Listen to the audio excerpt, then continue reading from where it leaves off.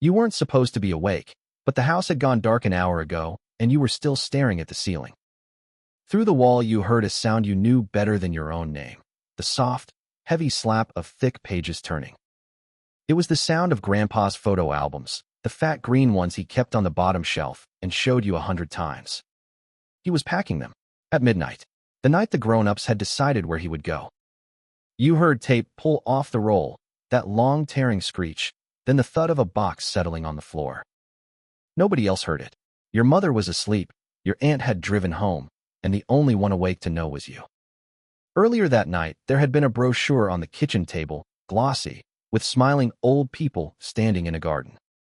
Your mother kept smoothing it flat with her hand, the way she smooths your collar before church. Grandpa sat at the end of the table peeling an orange, taking the skin off in one long, unbroken spiral. He didn't look up. The peel got longer and longer, and nobody told him the table was about him. "It's the best place, Dad," your aunt said. "They have nurses. They have a garden." He set the spiral of peel down, a perfect orange ribbon, unbroken, and said nothing. You knew why they were scared. 3 weeks before, he had left the stove on, and the kitchen filled with the smell of burning metal. Last Sunday, he went out for the newspaper, and a neighbor found him 4 streets over, looking for a house he left 40 years ago.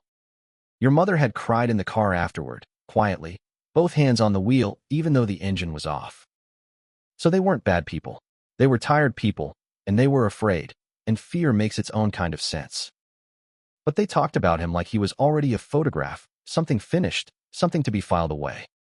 After dinner, he said good night and went down the hall, and his door clicked shut, soft as a held breath. Now it was past midnight, and the tape screeched again behind the wall, and you couldn't lie there anymore. You pushed off your blanket and put your bare feet on the cold floor, one and then the other. The hallway was dark except for a thin yellow line of light under his door, and you walked toward it without deciding to. His door stood open a crack. You stopped, and you looked, before you let him see you. Every album was open on his desk, all of them, the green ones, and the brown one, and the fat one with the broken spine. The broken one had a rubber band around it to keep it shut, and the rubber band was off now, curled on the desk like a dead worm. His little radio played so low you couldn't hear the song, just the shape of a man's voice underneath the quiet. Grandpa was bent over a single photograph, holding a pencil, and he was writing something on the back of it. Not packing, writing, slowly, the way you write when the letters have become hard to make. The floor gave you away, one board, the same one that always creaked right outside his door. He looked up. He didn't seem surprised. He just said, "Can't sleep either," and turned his chair to make room. You went in.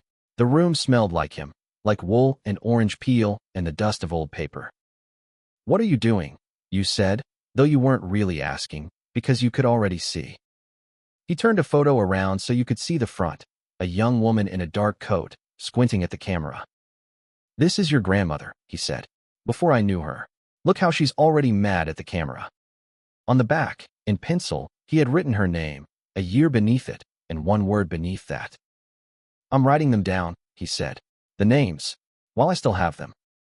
And that was when you understood, the way cold water understands you when you step into it. He wasn't packing the albums to take them. He was emptying himself into them, so the names would be somewhere when they left him. "At that place," he said, nodding toward the wall, "they won't know who any of these people are. Nobody there will know this is your grandmother. To them, she's just an old picture of a stranger." He picked up another one, a boy on a bicycle, a whole summer of light behind him.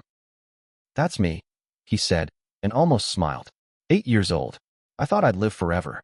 Everybody's 8 once." He wrote his own name on the back of his own photograph, and his hand did not shake, and that was somehow the worst part. Sometimes he gave you the pencil to write the years he told you, because his letters were getting hard to read. 1961, he'd say, and you'd write it, and he'd watch your hand and nod like you'd done something important. "You have good eyes," he said. "You always did. You notice things. That's a thing not everybody has." Photo by photo, the named pile grew, each face given back its name in your handwriting and his. A wedding, a baby that was your mother, a dog named Rex who'd been dead since before you were born.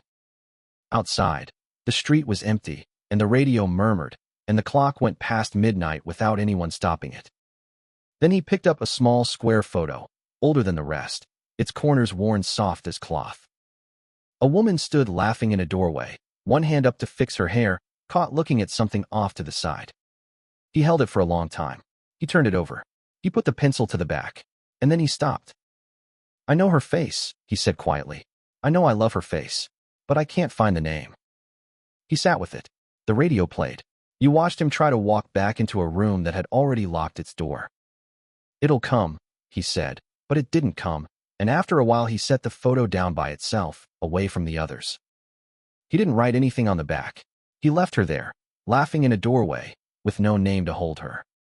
And you saw, then, exactly what they were afraid of, and exactly what he was racing, and how he was losing.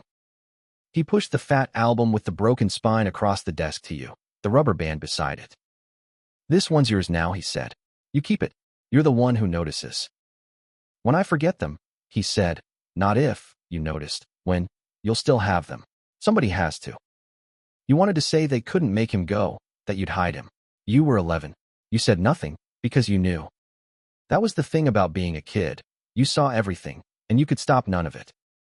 So you did the only thing you could. You picked up the pencil and said, tell me another one. And he did. He told you about the brother who went to Korea and the cousin who could play piano with no lessons. He told you which uncle was kind and which one wasn't, and you wrote kind, and you wrote nothing on the other. He told you the names of streets that no longer existed and a store that sold pickles from a barrel. You wrote until your fingers cramped, and he talked until his voice went slow and the box stayed half-packed on the floor. Somewhere past one, he stopped, looked at all the open albums, and said, I had a good life. I want you to know that. Whatever they say at that place, that I'm confused, that I forget, I had a good life, and I knew it while I had it. You fell asleep in his chair with the broken album in your lap, and he laid his coat over you because there were no blankets out. When you woke, it was gray morning, and your mother stood in the doorway, her face doing something complicated. The albums were packed now, all but one box, because the place only allowed one box. One box for a whole life. The named photos went in the box. The unnamed woman, laughing in the doorway, he held out to you instead. You take her, he said. Maybe you'll find out who she is someday. You've got time. I'm out of it. They loaded his one box into the trunk, and his suitcase, and the radio, which he held on his lap in the back seat. Your mother drove. Your aunt followed behind. Nobody played music. The radio in his lap stayed off. At Maple Court there was a garden, like the brochure promised, and it was real, and that somehow made it worse. A nurse called him sweetheart and young man, and he let her, the way you let strangers be wrong about you. His room had one window, a bed with rails, and a corkboard, empty, waiting for a life to be pinned to it. You helped him put the named photos on the corkboard, so under each one he could read your handwriting and remember. Your grandmother in her dark coat, the boy on the bicycle, your mother as a baby, the dog named Rex. He pointed to each one and said the name out loud, like roll call, like proof, like a man counting what he still had. When it was time to go, he held your face in both his hands, and his hands, for the first time, shook a little. He didn't say anything sad. He said, don't let your mother feel guilty. She did the brave thing. Tell her I said so. In the car going home, you told her. She drove 4 streets without answering, both hands on the wheel. Then she said, he really said that? And you said yes, and she didn't cry, but her chin did the thing his does. That night you lay in your bed and listened to the wall, the way you had the night before. There was no sound now, no pages turning, no tape, no low radio, just the small clock glowing on the nightstand. So you turn on your lamp and open the Broken Spine album, the one that was yours now, and you read. Name after name in pencil, his and yours mixed together, a whole family handed across one kitchen quiet night. And at the back, loose, the small worn photo of the woman laughing in a doorway, with nothing written on her back. You don't know her name. You will probably never know it. He couldn't give you that one. But you look at her every night, the way he taught you to look, carefully, like she matters, because she did, to someone. And you keep her, because that's what he gave you, in the end, not the names you know, but the faces you carry anyway. The house is quiet. You have good eyes. And across town, in a room with one window, an old man is forgetting your face, but you will not forget his.